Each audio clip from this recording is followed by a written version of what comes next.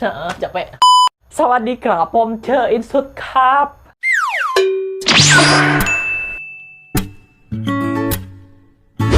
วันนี้ทุกคน finally we meet again in this video pastinya.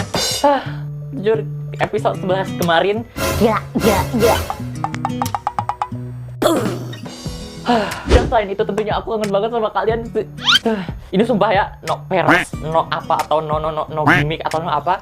Padahal baru 1 minggu loh kita nggak ngebacot bareng gitu, tapi rasanya tuh kangen gitu. Kayak gue tuh butuh temen gitu, dan you know gitu, aku pernah cerita ke kalian semua bahwa aku juga nggak punya temen sefrekuensi gitu, yang satu pemikiran, satu selera, dan satu alam halu. Jadinya aku berasa punya teman tuh ya cuma kalian doang gitu. Kayak aku ngebacot nih, sebenarnya aku ngebacot di depan kamera gitu, tapi aku berasa bahwa aku ngobrol saat ini tuh emang bener-bener langsung ngobrol ke kalian gitu. Jadi ya I hope you like me too gitu ya.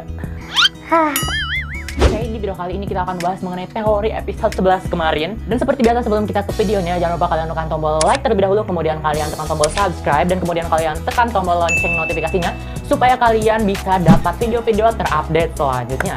Dan gak usah tunggu lama-lama lagi, tutup pintu kamar, cek kanan, kiri, atas, bawah, belakang kalian, and let's talk about teori. Di teori yang pertama ada tujuan support sudah diketahui.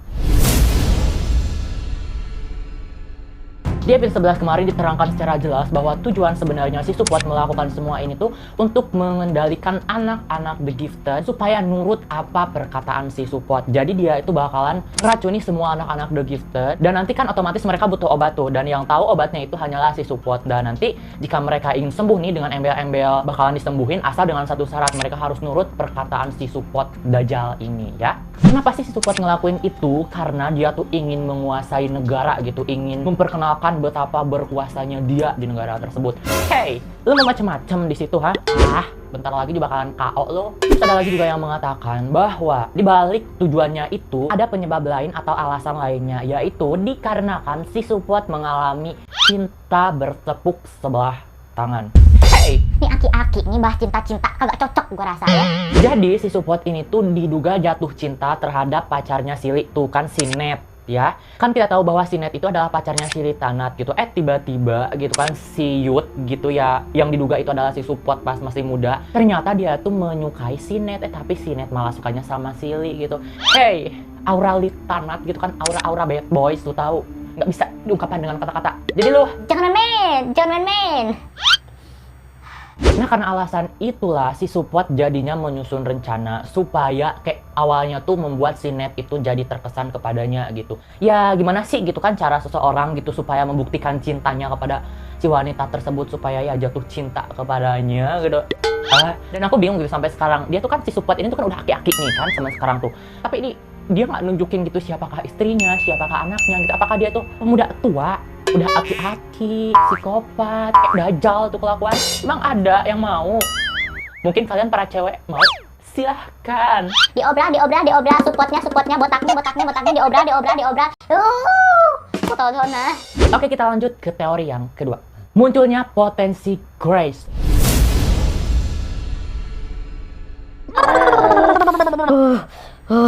Sabar, tahan, lu tahu. Aduh, pas munculnya potensi Grace, gila, damage-nya bukan main. Ekspresinya si Primili ini pemeran Grace best banget sih. Merinding sekejar tubuh.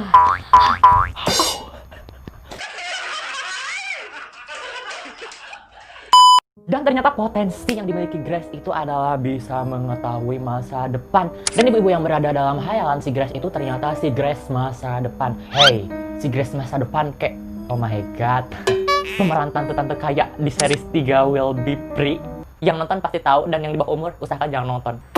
Aku expect di episode terakhir anak-anak The Gifted bakalan menang. Aku sih ngiranya gitu ya, tapi nggak tahu. Nah, jika kalian nih aku kasih pertanyaan, kalian pilih kemampuannya Namtan atau kalian pilih kemampuannya Grace? Kemampuan Namtan yang bisa melihat masa lalu, dan kemampuan Grace yang bisa melihat masa depan. Apa pilihan kalian? Komen di bawah. Next. Namtan is come back.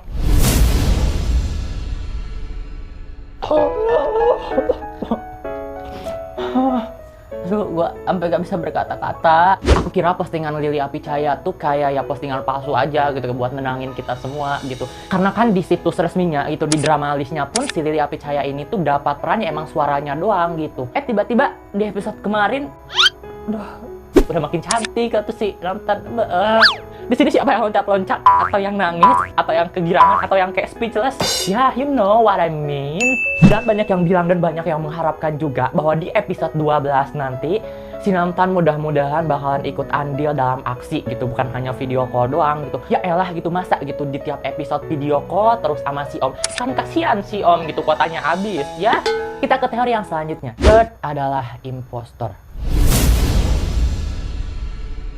Kenapa kok si Ted jadi impostor? Padahal dia kan gabung sama si Grace sama si Time gitu untuk menghancurkan si support. Tapi kenapa kok ada yang menduga dia tuh impostor? Kita bahas dulu yang di poster. Di poster ini ternyata menunjukkan bahwa tiap-tiap orang yang berdekatan atau dalam kotak tersebut, apa sih namanya? Frame tersebut gitu. Nah, misalkan nih si Om, si Claire, dan si Pun ini tuh berada dalam satu rencana. Terus kelompok kedua yaitu Kon sama Simon. Kelompok ketiga ada si Web dan si Peng. Kelompok yang keempat ada si Grace dan si Time. Kelompok yang kelima ada Pak Pom dan Budarin. Dan kelompok yang terakhir ada Jack and Joe, si kembar itu. Nah, terus ini orang-orang yang sendiri, si support, si Aki-Aki sama si Third kok sendiri gitu. Kenapa si Third nggak satu frame sama si Time dan si Grace? Ada yang menduga dia adalah impostor. Kita tahu di episode 12 yang akan datang ada trailer bahwa si Grace ini tertangkap oleh si support. Nah, nggak mungkin dong si Grace ini tiba-tiba ditangkap dengan mudah oleh Aki-Aki. Pasti si Aki-Aki ini tuh memperalat salah seorang anak The Gifted yang bisa masuk ke dalam perangkapnya. Dan diduga yang bekerja sama dengan si Aki-Aki ini tuh adalah si Te. Selain dia berada dalam frame yang terpisah dari anak-anak yang lain, yaitu sendiri, di episode 11 kemarin terdapat kejadian-kejadian yang janggal yang emang dilakukan oleh si Ted ini. Yang pertama, ketika si Time, si Grace sama si Ted menemui ibu-ibu yang diduga dulunya adalah si Ned, gitu kan, bertemu di ruang guru tuh dan bercakap-cakap dan dia tuh berbincang. Nah, ada yang menduga dari sinilah rencana si Ted dimulai. Dia sengaja mengulur-ulurkan waktu supaya dia dapat merencanakan hal yang lain. Logikanya nih, kan dia udah tahu nih bahwa si perempuan itu adalah Ned. Kenapa nggak langsung to the point aja saat itu gitu, kalau emang dia benar-benar berpihak kepada si Grace. Tahu-taunya dia nunggu malam hari terus datang ke rumahnya si Ned alias si ibu-ibu tadi untuk meminta bantuan. Ya kan, kenapa nggak langsung aja supaya nggak buang-buang waktu. Terus di adegan selanjutnya, ketika si Grace mengetahui bahwa si support datang ke rumahnya si Ned itu, mereka bertiga langsung kan mengambil kertas rahasia yang ada di laci gitu. Tiba-tiba si Ted ini nendang sesuatu dong, kayak tiba-tiba nendang barang gitu. Kayak gergedan banget nih gua sama si Ted di sini tuh. Dan lo tahu, diduga si Ted itu sengaja menendang barang tersebut karena yang manggil si support supaya datang ke rumah perempuan itu bukanlah si Ned itu sendiri, melainkan si Ted. Tapi kenapa kok si Ted setega itu sama si Grace dan si Time gitu loh? Ada alasan yang menduga bahwa si Ted ini tuh cemburu.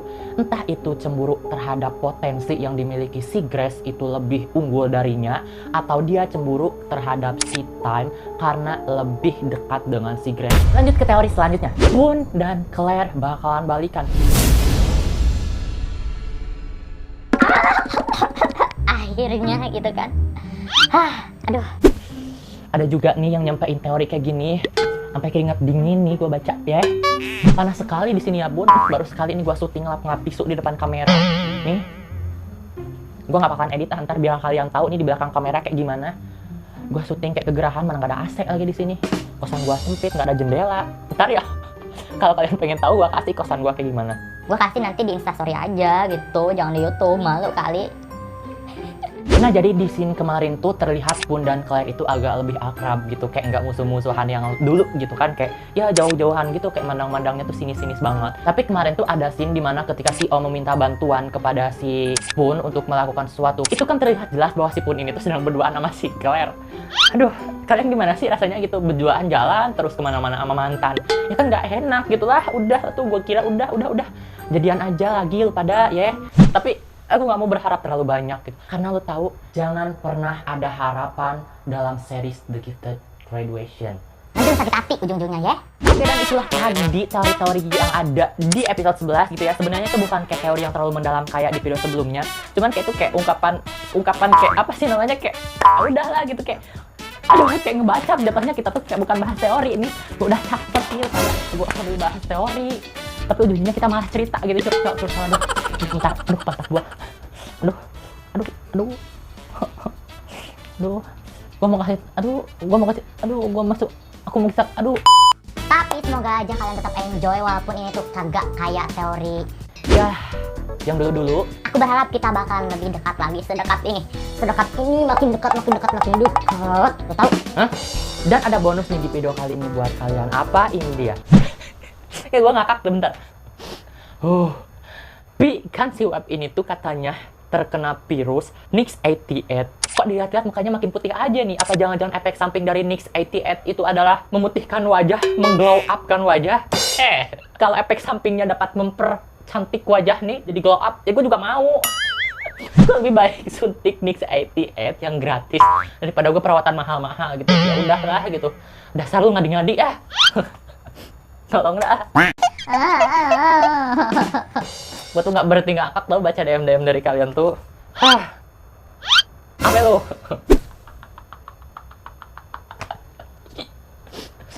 Capek. Dan ya udah, sampai di sini dulu video kita hari ini. Seperti biasa, jika kalian suka dengan videonya, jangan lupa kalian untuk tombol like, comment, share, dan subscribe. Gue nggak bisa berkata-kata lagi. Ku todona jika aku ada kesalahan. See you di next video. Kapun kap.